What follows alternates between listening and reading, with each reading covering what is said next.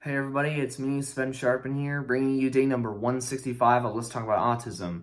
Before we get started, I'd love you to hit the like and subscribe buttons down below the video. It would help me out tremendously. So, in today's video, I'll be talking about how we can be more attractive to employers. I mean, this isn't going to be a rant about how employers should change their system. They definitely should, but we gotta look inward first and fix ourselves. Like, we're obviously not going to be perfect, but there's some things that we should change to make ourselves more attractive to employers. Like, first of all, we shouldn't be celebrating the tragic deaths of innocent lives.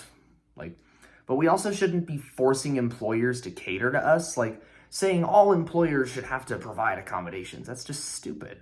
I don't think they should have to have that burden just to have us work for them. I mean, that's not going to get us anywhere. That's going to increase the unemployment rate. By forcing, it's gonna be less attractive just because they would be forced to do something that they should not have to do.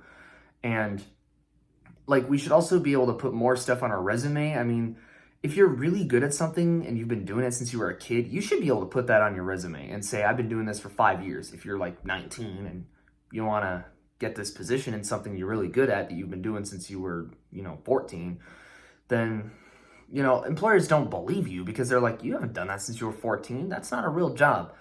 But that's like, well, okay, if you need experience to get experience, then you should add that as experience. You could say, I did those as personal projects.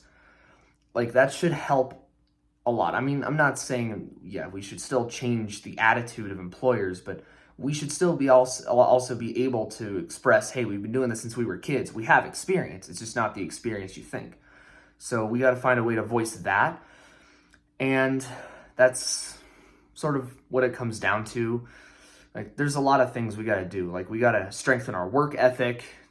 Like, we should want to do things we're good at, but if there's like a certain process to getting there, it should definitely be made clear to us. We should be able to learn it, and then we can start it. And by the time you're, 25, you should be able to have that position you're really good at, and you should be moved out and all that.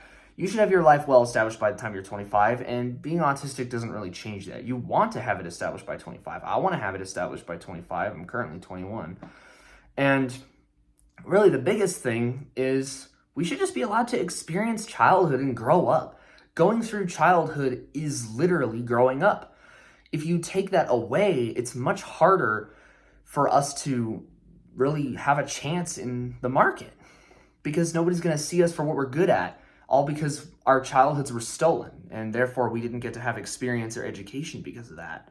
I know I've talked about this in previous videos, but that's really probably the biggest thing.